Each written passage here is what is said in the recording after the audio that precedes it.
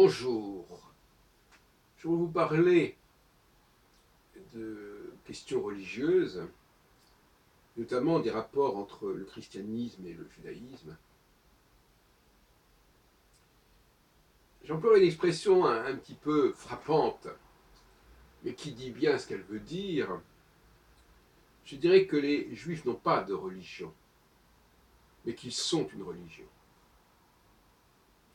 C'est-à-dire qu'ils sont le fondement d'une religion, mais qu'eux-mêmes n'ont pas nécessairement de religion. Et c'est cette ambiguïté et ce malentendu qu'il faudrait clarifier. Dans ma thèse d'État, le prophétisme, le texte prophétique en France, que j'ai soutenu en 1999, il y a donc exactement 16 ans, 17 ans bientôt, oui, 99-2016, eh bien, j'accorde une place importante aux Juifs dans cet ouvrage, dans cette thèse. Et notamment le passage, le basculement d'un peuple juif symbolique dont on parle dans les livres, à un peuple juif qui est là, qui est présent dans le monde, dans l'histoire contemporaine. Et c'est intéressant ce basculement, parce que c'est surtout vrai d'ailleurs chez les protestants, en Angleterre, avec le retour des Juifs en Angleterre, après des siècles d'exil, en quelque sorte. Je ne veux pas dire que ce soit les Juifs de l'Angleterre qui reviennent en Angleterre d'ailleurs. Mais en tout cas, en plein XVIIe siècle, on a le retour des Juifs, sous Cromwell, etc. Et on sait le rôle des chrétiens protestants dans le développement du sionisme et dans l'instrumentalisation du sionisme pour aboutir à ce que les Anglais, justement, aient le mandat sur la Palestine et sur Jérusalem, donc à partir de 1917, 1920, etc., dans le cadre de la Société des Nations par la suite. On ne peut pas ignorer que le sionisme, le foyer, l'idée du home, du Jewish home, d'ailleurs le mot anglais n'est pas sans intérêt, c'est pas par hasard. Ce home juif, il est l'expression d'une théologie chrétienne protestante. Peut-être plus encore qu'une théologie juive, n'exagérons pas. Et donc, on est passé d'un peuple juif dont on racontait l'histoire dans la Bible, mais qui, au fond, était quasiment sorti de l'histoire, si on peut dire, à un peuple juif dont on dit, mais ils sont là, et qu'est-ce qu'on va faire avec eux? Et qu'est-ce qu'on va leur demander de faire?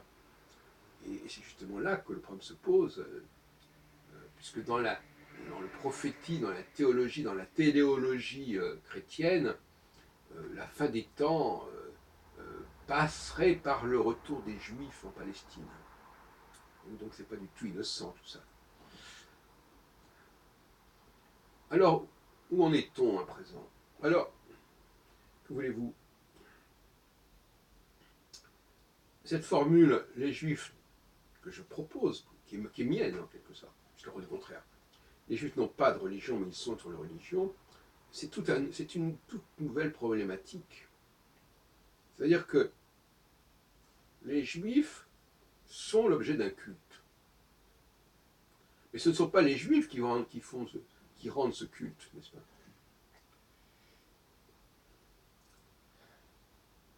Donc il faut laisser, j'ai toujours dit, il faut laisser les autres nous, les Juifs, nous regarder. Il n'y a pas de culte sans le regard.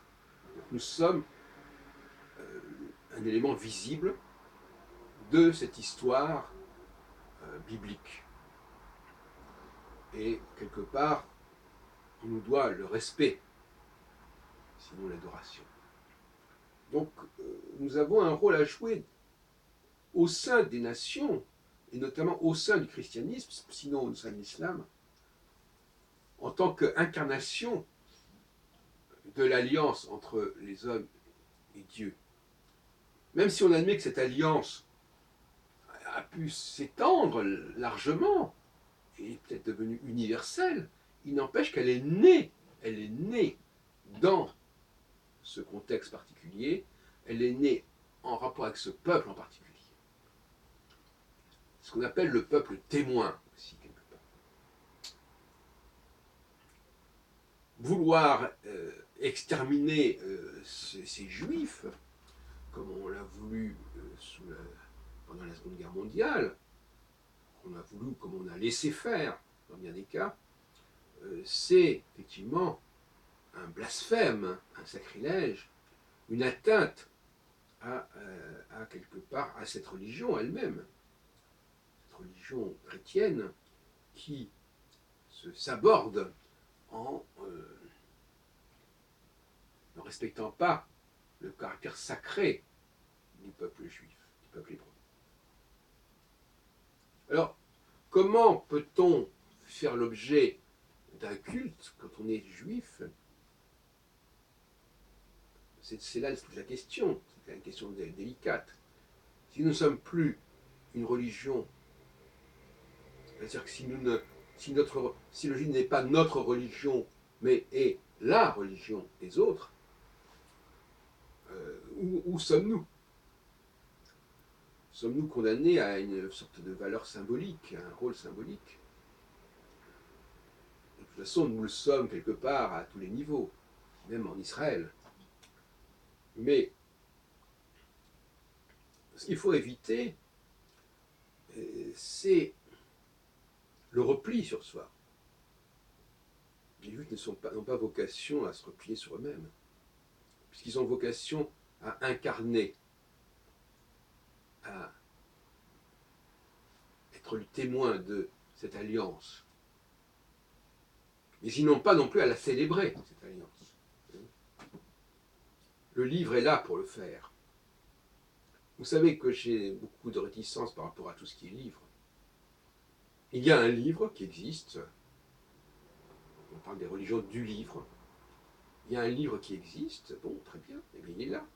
Laissons-le jouer son rôle. C'est un outil qui doit servir. Et non pas nous asservir. Et, par conséquent, oui, laissons ce livre jouer son rôle. Laissons les peuples lire ce livre, le célébrer. Donc moi, ce qui me scandalise, si vous voulez, c'est quand les Juifs eux-mêmes se réunissent pour lire ce livre. Et là, ça ne va plus. Ils ne sont plus à leur place. D'ailleurs, lire le livre, c'est déjà un acte de scribe, c'est déjà un acte d'esclave, c'est déjà un acte subalterne. Et le peuple hébreu n'a pas à être dans cette situation. Et un peuple vivant n'a pas à célébrer sa propre histoire. De la même façon que la France n'existe pas uniquement pour la France, elle existe aussi, et peut-être plus encore, aux yeux du monde. Et les Français sont bien prisonniers aussi de cette image, de ce regard, de ce reflet. Oui. Il y a quelque chose de semblable entre le fait d'être français et d'être juif. C'est dans les deux cas d'être un peuple qui est l'objet d'un culte. On le voit avec l'importance de la langue française au cours des 1000 dernières années, le nombre de mots français qui sont repris en Angleterre, en Allemagne, en Russie, aux Pays-Bas, en Turquie, sans parler bien entendu de l'Afrique. Je ne parle pas des gens qui ont appris la langue française, je parle de ces langues qui ont, de manière rituelle en quelque sorte, intégré des mots français. Donc ce sont des peuples, les Allemands parlent de la grande nation pour parler de la France, de Frankreich, ce sont des peuples cultes et qui n'ont pas, par conséquent, à entretenir eux-mêmes un culte qui s'adresserait à eux-mêmes. Ça n'a pas de sens, c'est même schizophrénique à la limite. Il y a donc franco-judaïsme ici, qui est très intéressant. Comment assumer cette double identité juive et française, propre à deux entités qui sont toutes les deux objets d'un culte, qui sont toutes les deux fascinantes, qui sont toutes les deux l'objet d'une forme d'adoration.